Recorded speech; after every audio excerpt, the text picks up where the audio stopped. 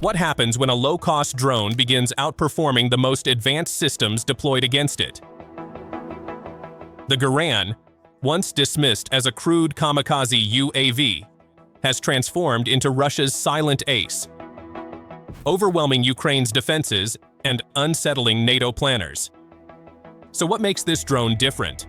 And why does every upgrade shift the balance of the war? Let's break it down.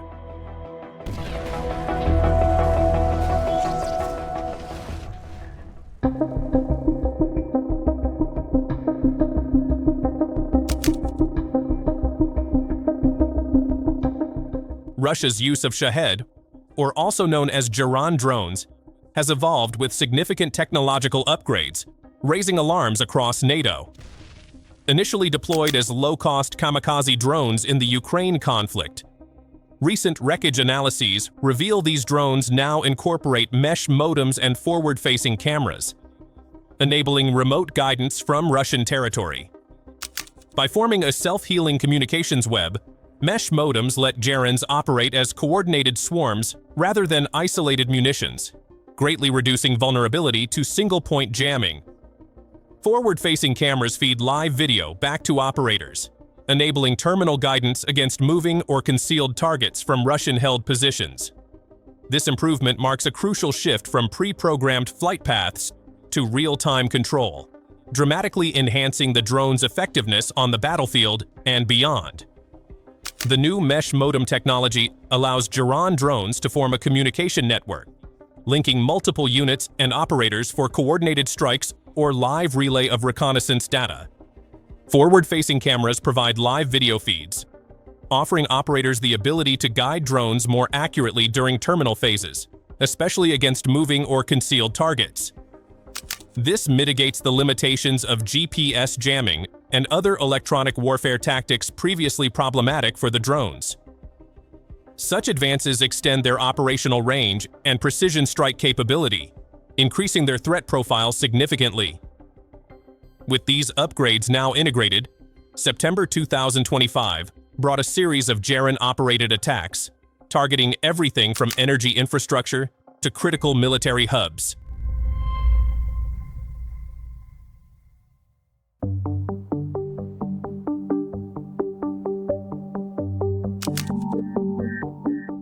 Based on the report published by Uncensored News Telegram channel on the night of September 10th, one of the most massive attacks unfolded.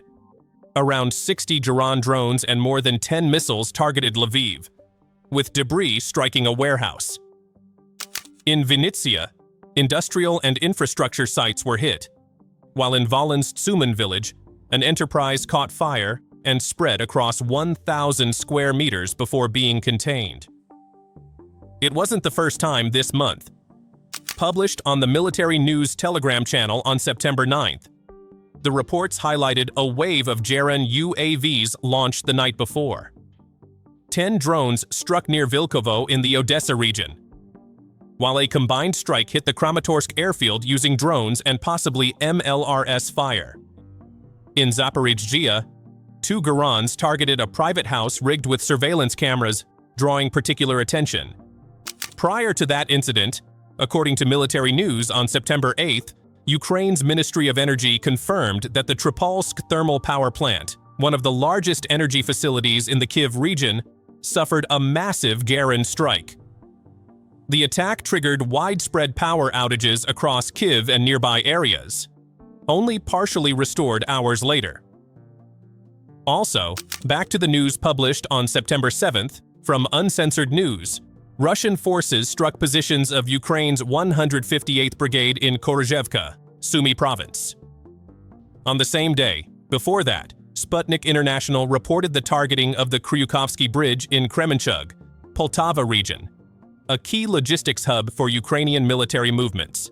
Before all this unfolded, as military news reported on September 6th, Russian Geran 2 drones destroyed an ammunition depot belonging to the Ukrainian armed forces in the Sumy region, setting the tone for the intensified wave of drone strikes that followed. Following the series of strikes across Ukraine in September 2025, one conclusion is unavoidable. The Geran drones have established themselves as a defining weapon of modern warfare.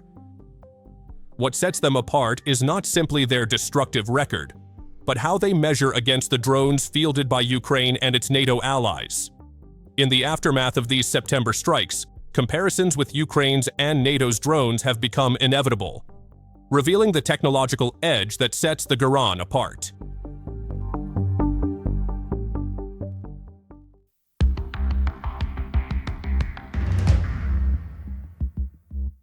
Take Ukraine's most symbolic platform, the Bayraktar TB2. Once hailed as a game-changer, its battlefield relevance has sharply declined. The TB2 relies heavily on satellite links and conventional command relays, systems highly vulnerable to Russia's layered electronic warfare. As a result, its operational survivability is limited, and its cost per unit makes every loss a severe setback. By contrast, the Geran has proven to be resilient, adaptive, and expendable.